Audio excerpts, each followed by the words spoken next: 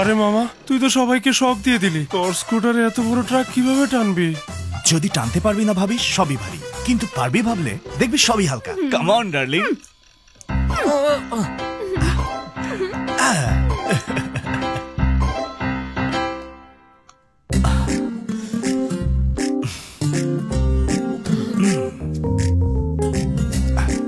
Hello madam, have ইট।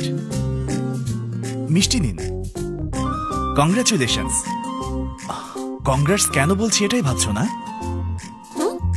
যখন কারো বিয়ে ঠিক হয় কংগ্রেটস তো বলে না?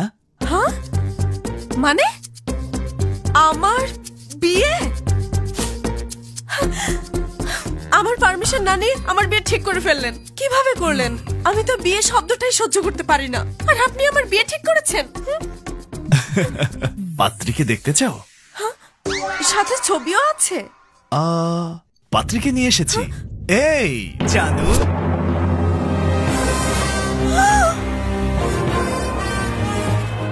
কি এত বড় রিভেঞ্জ প্ল্যান করবে এটা আমি জীবনেও ভাবিনি।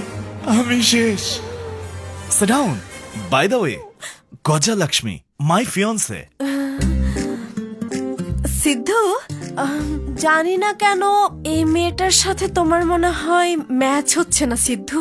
সেটা আমরা দুজন দেখবো। আজকে জানু আমাকে লাঞ্চে নিয়ে যাবে, সেজন্য ওকে পারমিশন দিয়ে দিন ব্যাস। ম্যাডাম, আপনি কিছু মনে না করলে আমি যাবো আর আধা ঘন্টা পর চলে আসবো। ওকে, আধা ঘন্টা পরে চলে এসো। দেখুন, প্রেমের অক্ষর লিখতে, তারপর পড়তে, তারপর পরীক্ষা দিতে কিছু তো সময় লাগে। দেরি হলে ওকে কিছু বলবেন না, এটা আমার রিকোয়েস্ট না, অর্ডার। চলো জানু। দেখো, 40 দিন আমার শরীরে থেকে কোন রকম ফায়দা নিলে বা কোনো লিমিট ক্রস করলে আমাদের এই রিলেশন বিয়ে পর্যন্ত গড়াবে।